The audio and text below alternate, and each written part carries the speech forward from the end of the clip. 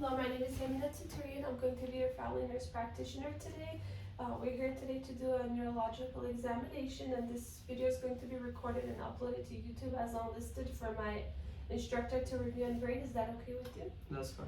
Okay, I'm going to confirm hand hygiene. I'm still waiting on my ID badge.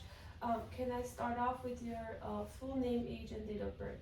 Hermine Tsaturyan, birthday 06/27/1997. I'm 25. Okay, and do you know what today's date is? It's February 12th, 2023. Okay, and do you know where we are right now? We're at home. Okay, and so the patient is alert and oriented ×4, and the patient's speech is clear. There's no stuttering noted.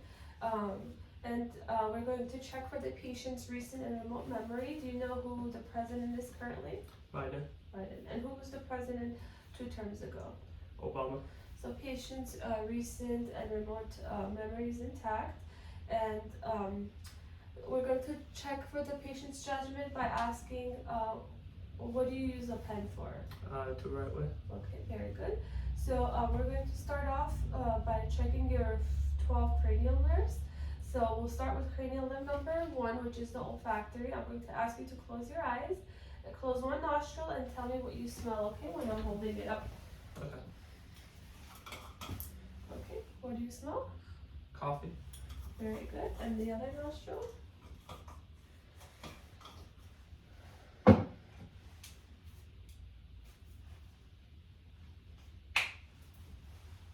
Cinnamon. Okay, very good. So patient's cranial nerve number 1 is intact. So now we're going to be checking for patient's cranial nerve number 2, which is going to be the optic. The first thing that we're going to do is we're going to be using the Snellen chart to check the patient's visual acuity. So I'm going to stand about 6 feet away, and I'm going to ask you to close your eye, one eye at a time, and tell me what line is the lowest that you can read, okay? So for the purpose of this video, we'll pretend like this is 6 feet away. Okay. LTFPH. Very good. And the other eye? LTFPH. And now with both eyes open. LTFPH. Very good. So patient is able to read the lowest line possible, which means that the patient's visual acuity is 20/20. So the next thing that we're going to do is we're going to check the patient's peripheral visual fields. So I'm going to ask you to close your eye. We'll do it one at a time, and then we'll do it both eyes open, okay? I can see.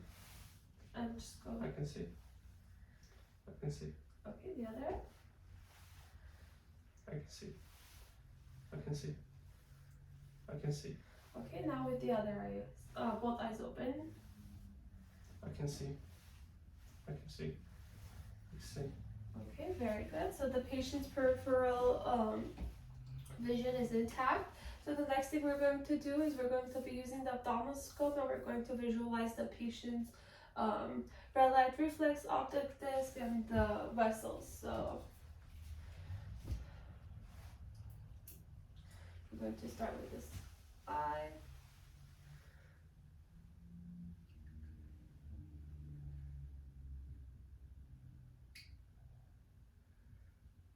Okay, so patient's left eye, we're able to visualize the optic disc, and the red light reflex optic disc ratio is 1:3, and the margins are sharp, and the vessels, there's no hemorrhaging noted.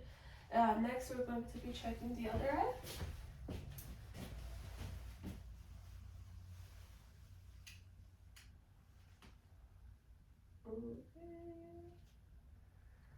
So same thing, we're able to visualize the optic disc. The margins are nice and sharp. The optic disc ratio is 1:3, and there's no hemorrhaging in the vessels noted, and also the cornea is translucent on bilateral eyes, and the pupils are equal. So next thing we're going to do is we're going to move to cranial nerve number 3, 4, and 6. Cranial nerve number 3 is the oculomotor. Cranial nerve number 4 is the trochlear, and cranial nerve 6 is the abducens. So we're going to be checking those cranial nerves, and we'll be doing the 6 cardinal fields to be able to check for that, okay? So I'm going to ask you to follow the tip of my pen. Okay, so we'll check the right eye and then we'll move to the left eye. So cranial nerve number 3, oculomotor. Cranial nerve number 3, oculomotor. Cranial nerve 6, abducens. Cranial nerve 3, oculomotor. Cranial nerve 3, oculomotor. And cranial nerve 4, trochlear. And no nystagmus was noted on cranial nerve number 6. And the eye was able to move laterally. And for the cranial nerve number 4, the eye was able to move medially in a downward motion. So now we'll be checking it on your left eye. Go ahead and follow the tip of my pen. Cranial nerve 3, oculomotor. Cranial nerve 3, oculomotor. Cranial nerve 6, abducens. Non-nystagmus, cranial nerve 3, oculomotor. Cranial nerve 3, oculomotor. And the cranial nerve 4, trochlear. And again, cranial nerve 6, non-nystagmus was noted. So the next thing that we're going to do is we're going to be checking for the patient's pupillary reaction to lights directly and consensually. So I'm going to shine the light on his right eye and I'm going to check his pupillary reaction to direct light. Okay, and now we'll be checking the pupillary reaction on his left eye, consensual pupillary reaction on his left eye by shining the light on the right eye. Okay, very good. So now we'll be doing the same thing on the left eye. So we're going to be checking for direct pupillary reaction on the left eye. And we're also going to be checking for consensual pupillary reaction on the right eye by shining the light on the left. Okay, very good. So now I'm going to, so cranial nerve number 3 is intact. So now we're going to be moving to cranial nerve number 5, which is going to be the trigeminal. So I'm going to ask you to open your jaw against my hand, okay? And then if you can move your jaw side to side. Okay, and the other part of cranial nerve number 5 is to check for sensation. So I'm going to ask you to tell me if you feel a sharp or a soft object. So go ahead and close your eyes. Soft. Sharp. Sharp. Soft. Sharp. Soft. Okay, so patient's cranial nerve number 5 is intact, his trigeminal. So now we're going to move to cranial nerve number 7, which is the facial. So I'm going to ask you to raise your eyebrows up, and then can you puff your cheeks and smile?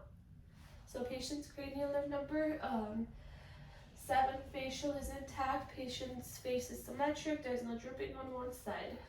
Next, we're going to be moving on to cranial nerve number 8, which is the acoustic.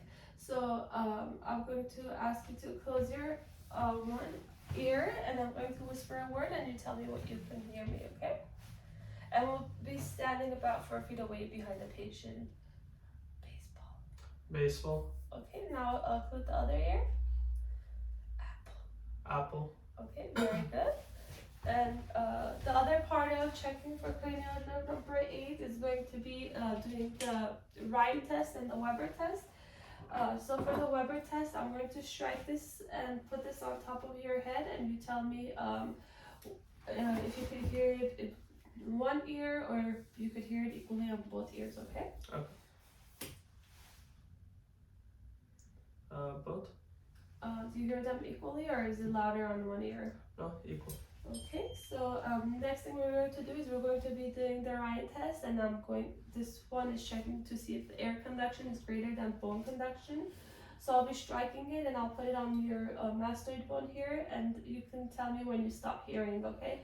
And I'll move it to your ear and you tell me if you can still hear it. Okay. Okay, stopped. I could hear. You can still hear it. Okay, and we'll do the same thing on the other ear.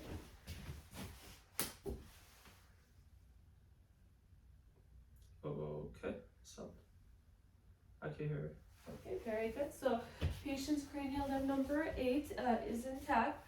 Next thing we're going to do is we're going to be checking for patient's cranial nerve number 9 and 10. 9 being the glossopharyngeal, and 10 being the vagus. In an actual exam, you would use the tongue depressor to check for cranial nerve number 9 and 10, but for this purpose, we're not going to be able to do that. So I'm going to tell you to open your mouth and say and you would use the tongue depressor, and then go ahead and close your mouth and swallow. So we're checking for the patient's gag reflex and the patient to be able to swallow. Cranial nerve number 9 is the glossopharyngeal, and then 10 would be the vagus, which is both intact. Next, we're going to be checking for a patient's cranial nerve number 11, which is the spinal accessory. I'm going to ask you to shrug your shoulders. Okay, and then I'm also going to ask you to turn your head against my hands. Okay, so patient's cranial nerve number 11, spinal accessory is intact. So I'm also going to be checking for patient cranial nerve number 12, which is the hypoglossal. So I'm going to ask you to open your mouth and say and we can visualize that the tongue is midline, there's no deviation, and are you able to move your tongue up and down and side to side? And then I'm going to ask you to push your, okay, very good. So patient's cranial nerve number 12, hypoglossal is intact. So next thing that we're going to do is we're going to test for the patient's to be able to walk and check for the gait. So go ahead and start walking.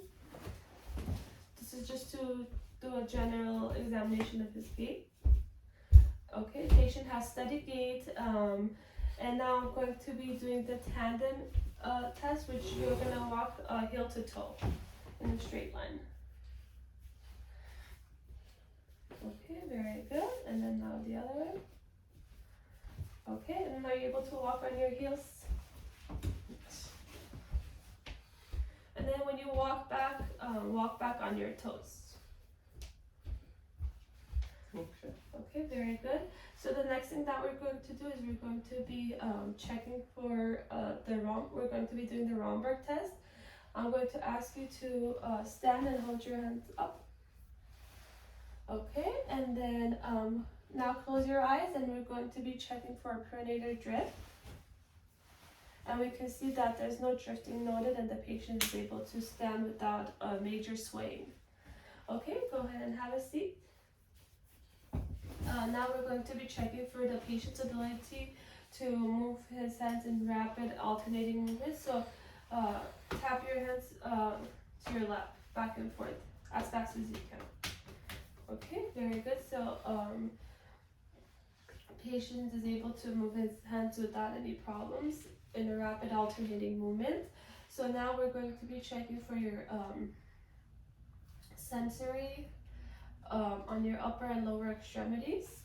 So I'm going to ask you to close your eyes, and first we'll do the 2-point discrimination. So you can tell me if you're feeling 1 point or 2 points touching your skin, and then we'll do the other one, okay? Okay. So we'll do the upper extremities. 2, 1, 2, 1, 2. Okay. 2, 1, 2. Okay, now we're gonna do it on the lower extremities. 2, 1, 2, 1, 2, 1, 2, 1. Okay, very good. Now we're going to be doing the sensory to dull or soft objects. So I'm going to ask you to close your eye and tell me if you feel a soft or a dull object, okay? Soft, Okay. sharp, soft, sharp, soft, sharp, Sorry. sharp, sharp, sharp, dull, sharp, dull, sharp, dull, sharp, dull. Okay, very good. So the next test that I'm going to be doing is I'm going to ask you to open your hands, and this is the graphesthesia. I'm going to draw something in your hand, and I'll see if you can tell me what that is. Okay? 4, Okay, very good. 5. Okay, very good. The next thing that we're going to be doing is we're going to be moving on to your motor strength. I'm going to ask you to grasp my fingers as strong as you can. Very good. And then now I'm going to ask you to open your hands, and I'm going to try to close it. You have to try to resist it, okay? Very good. And now close your fingers and try to open up both bilaterally. And what we're doing is we're making sure we're checking for the strength to be equal on bilateral extremities. Now go ahead and move your arms like this, hold it straight, and go ahead and push up. Okay, and now go ahead and push down. Push up towards me. Okay, and now go ahead and push down. Very good. And now we're going to be checking on your arms, so go ahead and move it. So go ahead and push against it, and then push near it. Very good. And the same thing on this side. Okay, very good. So now we're going to be checking the strength on the lower extremities. If I can ask you to lie down.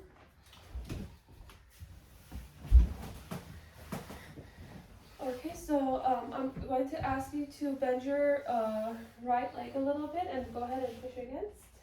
Very good. And then go ahead, try to push it down. Very good. And now same thing on the other side. Very good.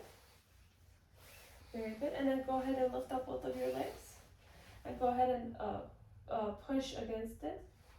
Very good. And now push inwards. Very good. And now I'm going to check for adduction and abduction. So go ahead and try to move your leg inwards, okay? Very good. And the other way. Very good. And the other way. Okay. Very good. So the next thing that I'm going to do is I'm going to be checking your reflexes, so I can ask you to have a seat. So I'm going to be first checking for your brachial. Okay. And we're going to look out for the jerking of the thumb, okay? Okay. Okay, very good. So we saw the jerking. So now we'll be checking the tricep reflex. So for this, it's kind of difficult because the patient is to keep their arm loose and ready. Okay, we're going to do it one more time. Very good. And now the other side. Try to hold it up. So relax your arm, okay? Okay, very good. And now we're going to be checking for the patellar reflexes. So for this, you would visualize the kneecap and the right over here. So relax your legs, okay? Okay, and then the other side. Very good. And the last one that we're going to do is we're going to be doing the Achilles. So we'll do it behind. You can also have them do this when the patient's laying down.